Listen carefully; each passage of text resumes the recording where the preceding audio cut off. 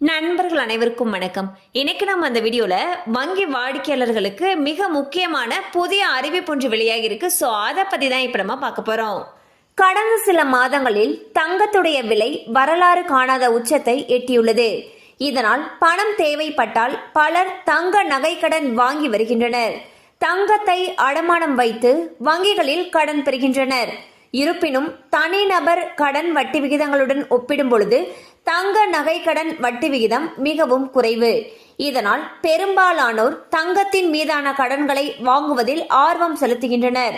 சில தனியார் மற்றும் பொதுத்துறை வங்கிகள் வங்கி அல்லாத நிதி நிறுவனங்களுடன் ஒப்பிடும் பொழுது குறைந்த வட்டி விகிதத்தில் கடன்களை வழங்குகின்றன. அவற்றில் இந்தியன் வங்கியின் தங்க நகை கடன் மற்றும் விவசாய கடன் 8.8% உள்ளது.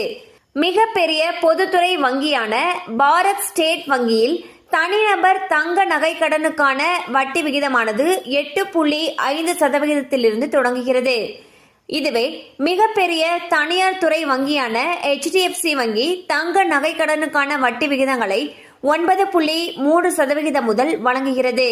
இருப்பினும் ICICI வங்கியில் தங்க நகை கடனுக்கான வட்டி விகிதம் 9.25% முதல் வழங்குகிறது.